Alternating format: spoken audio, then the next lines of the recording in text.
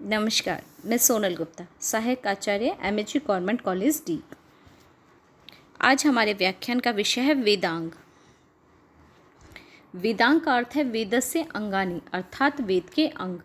अंग शब्द की व्युत्पत्ति अंग्यन्ते ज्ञायन्ते एभि इति अंगानि से हुई है, जिसका अर्थ है जिसके द्वारा किसी वस्तु के स्वरूप को पहचानने में सहायता मिलती है उन्हें अंग कहा जाता है।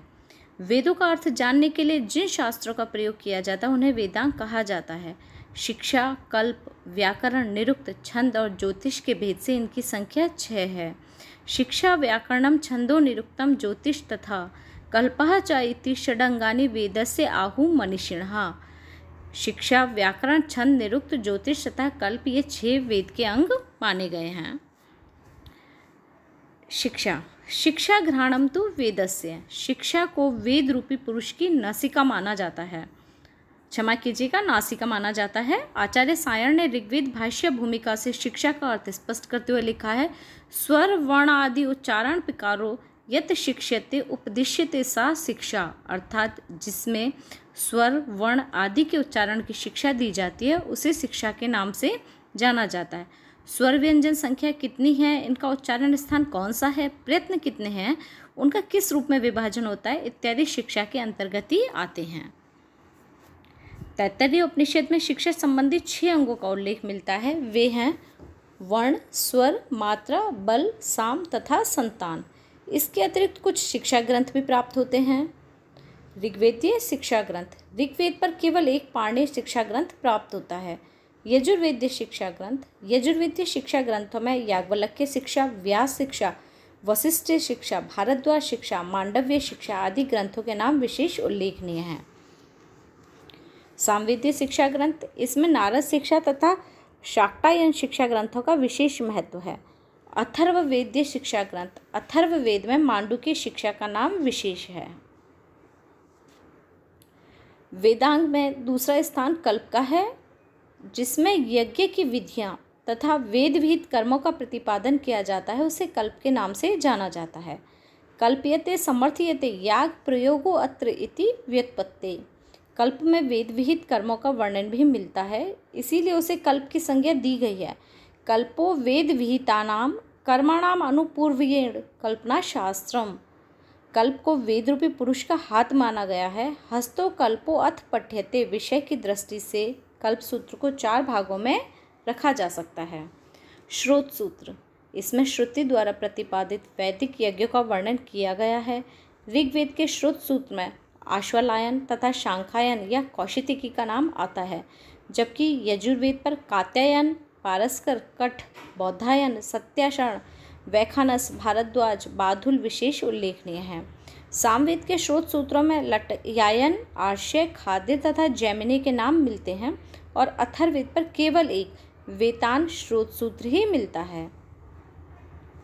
ग्राह्य सूत्र, 5 महायज्ञों, 7 पाक यज्ञों, 16 संस्कार, गृह प्रवेश, पशुपालन आदि गृहस्थ जीवन से संबंधित विधियों का वर्णन ग्राह्य सूत्रों में प्राप्त होता है। ऋग्वेदीय ग्राह्य सूत्रों में आश्वलायन, शांखायन तथा कौशितिकी का नाम लिया जाता है, जबकि बौद्धायन, आपस्तंभ, हिरण्यकेशी, भारद्वाज, काठक, वैखानस, मानव, कृष्ण यजुर्वेद पर तथा पारस्कर सूत्र शुक्ल यजुर्वेद पर पाया जाता है। सामवेदीय ग्राह्य सूत्रों में खादिर, गौभिल और जैमिनी 3 ही पाए जाते हैं। अथर्ववेद पर केवल एक कौशिक ग्राह्य सूत्र ही प्राप्त होता है। धर्म सूत्र, धर्म सूत्रों में धर्म, रीति, नीति, वर्ण, आश्रम इत्यादि सामाजिक नियमों की विवेचना है। ऋग्वेद पर वशिष्ठ धर्मसूत्र तथा विष्णु धर्मसूत्र प्राप्त होते हैं। शुक्ल यजुर्वेद पर हारित धर्मसूत्र तथा शंख धर्मसूत्र तथा कृष्ण यजुर्वेद पर बौद्धायन, आपस्तंभ, मानव धर्मसूत्र प्राप्त होते हैं। सामवेद पर केवल गौतम धर्मसूत्र ही प्राप्त होता है, जबकि अथर्ववेद पर कोई धर्मसूत्र नहीं मिलता है। शुल्ब सूत्र, यज्ञ वेदी के निर्माण से संबंधित नाप, वेदी के निर्माण आदि नियमों का वर्णन शुल्ब सूत्र में ही पाया जाता है। मैकडॉनल ने शुल्ब सूत्रों के विषय में कहा है कि इन सूत्रों में रेखागणित संबंधी ज्ञान बहुत आगे बढ़ा हुआ पाया गया है। वस्तुतः शुल्ब सूत्र ही भारत के गणित शास्त्रीय सर्व प्राचीन ग्रंथ कहे जा सकते हैं। शुल्ब सूत्र केवल यजुर्वेद पर ही प्राप्त होते हैं, जिनमें शुक्ल यजुर्वेद पर कात्यायन शुल्ब सूत्र तथा कृष्ण यजुर्वेद पर बौधायन, आपस्तंभ तथा मानव शूलसूत्र ही प्राप्त होते हैं। वेद रूपी पुरुष का तीसरा अंग है व्याकरण। व्याक्रियन्ते विविच्यन्ते शब्दा अनेनेति व्याकरणम, अर्थात जिसके द्वारा प्रत्यय की विवेचना की जाए उसे व्याकरण कहते हैं। व्याकरण को वेद रूपी पुरुष का मुख स्वीकार किया गया है। मुखम व्याकरणम स्मृतम। ऋग्वेद के एक मंत्र में व्याकरण को एक वृषभ के रूप में भी माना जाता है, जिसके हाथ, पांव, सिर, सींग सब कुछ है। चत्वारि श्रृंगा त्रयो अस्य पादा, द्वे शीर्षे सप्त हस्तासो अस्य, त्रिधा पंथो वृषभो रौरवीति, महादेवो मर्त्य अविवेश। कात्यायन और पतंजलि ने व्याकरण के रक्षा, रुहु, आगम, लघु, असंदेह 5 प्रयोजन बतलाए हैं। रक्षा, हुआ, आगम, लघु, असंदेह प्रयोजनम। पाणिनि के प्रसिद्ध व्याकरण ग्रंथ अष्टाध्यायी में 10 व्याकरणों का उल्लेख किया गया है, जिसके प्रथम तथा द्वितीय अध्याय में संज्ञा एवं परिभाषा संबंधी सूत्र हैं, जबकि तृतीय, चतुर्थ और पंचम अध्याय में प्रत्यय तथा संधि, द्वित्व संबंधी सूत्र हैं। सप्तम अध्याय में अंगाधिकार प्रकरण तथा अष्टम अध्याय में शत्व, प्लुत, णत्व की विवेचना की गई है। निरुक्त। निरुक्त निघंटु की टीका है। निघंटु में 5 अध्याय हैं। निरुक्त को वेद पुरुष के स्रोतों के रूप में स्वीकार किया जाता है। निरुक्तम श्रोतम उच्यते। इस समय केवल निघंटु पर यास्क रचित निरुक्त पाया जाता है, जिसमें 12 अध्याय तथा 2 अध्याय परिशिष्ट भाग में दिए गए हैं। इस प्रकार निरुक्त में कुल 14 अध्याय हैं। प्रथम, द्वितीय तथा तृतीय अध्याय को नैघंटुक कांड कहा जाता है। इसमें पर्याय शब्दों की विवेचना की गई है। चतुर्थ से षष्ठ अध्याय को नैगम कांड या एक पदिक माना जाता है। इसमें वैदिक शब्दों की कठिनता एवं अस्पष्टता की व्याख्या की गई है। सप्तम से द्वादश अध्याय को दैवत कांड के नाम से जाना जाता है। इसमें पृथ्वी स्थानीय अग्नि, सोम, पृथ्वी, अंतरिक्ष स्थानीय इंद्र, रुद्र तथा द्युलोक स्थानीय वरुण, मित्र, सूर्य आदि देवताओं की विवेचना की गई है। वर्णागम, वर्ण विपर्यय, वर्ण विकार, वर्णाश तथा धातु का अनेक अर्थों में प्रयोग निरुक्त के ये 5 प्रतिपाद्य विषय हैं। वर्णागमो वर्ण विपर्यश्च द्वौ च अप्रौ वर्ण विकारनाशो धातो तद अर्था अतिशयेन योगः तदुच्यते पंचविधम निरुक्तम। निघंटु में केवल शब्दों का संग्रह है, जबकि निरुक्त में शब्दों का निर्वचन भी मिलता है। छंद। यत् अक्षर परिमाणम तत् छंदः, अर्थात जिसमें अक्षरों की संख्या निर्धारित हो उसे छंद कहते हैं। छंद वेदांग को वेद पुरुष के पाद के रूप में जाना जाता है। छंदा पादौ तु वेदस्य। वैदिक मंत्रों का सही ज्ञान प्राप्त करने के लिए छंद संबंधी ग्रंथों की रचना की गई है। यास्क मुनि ने छंद का निर्वचन छंद धातु से किया है, जिसका अर्थ है ढकना, अर्थात जो वेदों का आवरण है उसे छंद कहते हैं।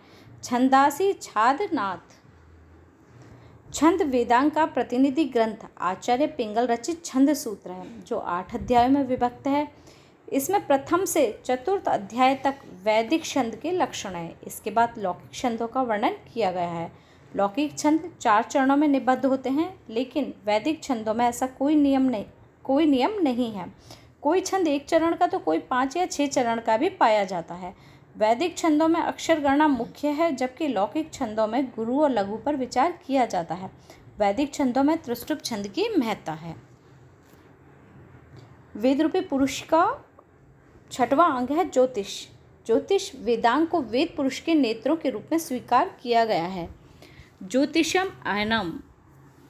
यज्ञ के विधि विधान के लिए ऋतु, मास, तिथि, नक्षत्र, पक्ष इत्यादि की आवश्यकता होती है, इसलिए ज्योतिष का ज्ञान परम आवश्यक है। ज्योतिष का नाम प्राचीन ग्रंथों में पाया जाता है। वेदा ही यज्ञार्थम अभिप्रवतः कालानि पूर्वाभीताश यज्ञः तस्मात् इदं काल विधान शास्त्रम यो ज्योतिषम वेद स वेद यज्ञम। ज्योतिष शास्त्र में वेदांग ज्योतिष नाम से एक प्राचीन ग्रंथ उपलब्ध होता है। इसका कर्ता आचार्य लगत को माना जाता है। वेदांग ज्योतिष ग्रंथ का संबंध ऋग्वेद तथा यजुर्वेद से है। ऋग्वेद से संबंधित आश ज्योतिष है, जिसमें 36 श्लोक हैं, तथा यजुर्वेद से याजुष ज्योतिष, जिसमें 43 श्लोक हैं। भास्कराचार्य ने भी ज्योतिष के महत्व को स्वीकारा है। वेदा तावत् यज्ञ कर्म प्रवता यज्ञ प्रोक्ता ते तु काला आश्रयेण शस्त्रात् अस्मात् कालवोर्धि यथा स्यात् वेदांगत्वं ज्योतिषम अस्यम क्षमा कीजिएगा, वेदांगत्वं ज्योतिषस्यम उक्तम अस्मात्। वैदिक ज्योतिष में ग्रह, नक्षत्र, सूर्य, चंद्रमा इत्यादि की विवेचना की गई है तथा यज्ञ विधि विधानों के लिए चंद्रमास की श्रेष्ठ माना गया है। आज के व्याख्यान में हमने इन 6 अंगों का अध्ययन किया। धन्यवाद।